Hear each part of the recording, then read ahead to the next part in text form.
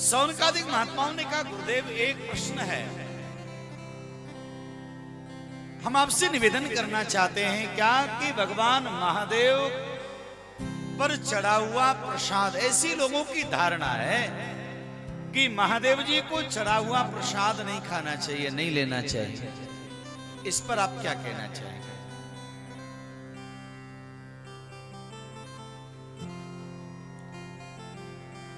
भगवान शुद्ध जी ने कहा, देखो भगवान शिव को लगा हुआ जो भोग है, शिव को जो अर्पण किया गया जो प्रसाद है, वो केवल प्रसाद नहीं है, वो महाप्रसाद है। और शिव के प्रसाद को त्यागना ये अपमान करना जैसा है। तो कहा कुछ लोग कहते हैं, बोल भैया देखो सबके लिए अलग अलग स्थान दे रखा है। भगवान महादेव के गण हैं जिनका नाम चंड है, तो शिव जी के शिवलिंग के ऊपर अगर कोई भोग प्रसाद कुछ भी रख दिया, उसको यदि कोई ग्रहण करता है, वो भोग प्रसाद अगर कोई ग्रहण करता है, तो ऊपर रखा हुआ शिवलिंग के ऊपर रखा हुआ भोग प्रसाद नहीं ग्रहण करना चाहिए। बाकी के सामने रखो और उसे भोग लगा के आप पाइएगा। जो माना शिवलिंग के ऊपर रखा हुआ जो भोग है, उसका अधिकार महादेव ने चंड को दे रखा है। चंडाधिकारो यत्र अस्ति तदभोतव्यं न मानवै।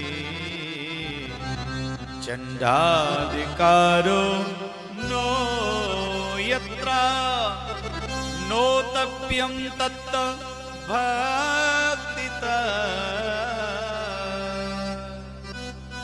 उस पर चंड का अधिकार है। चंडाधिकारो यत्रास्ति तद्भूतव्यं न मानवै, उसको नहीं पाना चाहिए महाराज। और अब इसमें भी शंका होगी, महाराज हम तो पहले से ग्रहण कर चुके, उसमें भी शिवलिंग का अंतर है। कोई कोई शिवलिंग ऐसे हैं उनके ऊपर रखा हुआ प्रसाद भी मानव ले सकता है, वहां पर चंड का अधिकार नहीं रहता है। कहां कहां पर? जैसे बाण लिंगे च लोहे च सिद्धि लिंगे स्वयं भुवि। जो बाण लिंग है जो नदी से प्राप्त हुआ है, जो लोहे का बना हुआ है, जो सिद्ध है, और जो स्वयंभू है जो अपने आप में प्रकट हुआ है, इन शिवलिंगों पर चढ़ा हुआ प्रसाद जो है, ऊपर रखा हुआ भी प्रसाद है, उसको भी महाराज स्वीकार कर लेने से कोई हानि नहीं है। उस पर चंड का अधिकार नहीं होता है। बताया तो भैया वो प्रसाद ग्रहण कर लेना चाहिए महाराज।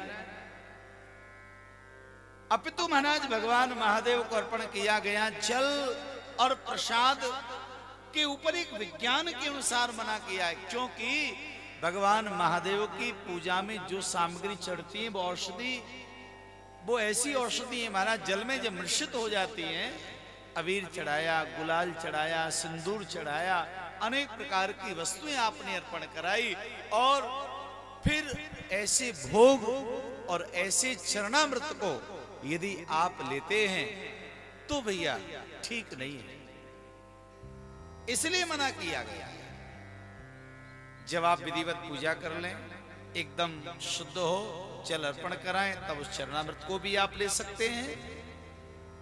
क्योंकि अनेक प्रकार की वस्तुएं जब भगवान महादेव जी को अर्पण कराई जाती हैं, तो उनका जो सेवन है ना, वो सेवन किसी को महाराज उसके स्वास्थ्य को हानि पहुंचा सकता है। इसलिए यहाँ पर कुछ वस्तुओं का भगवान को अर्पण करने के लिए मना किया गया है।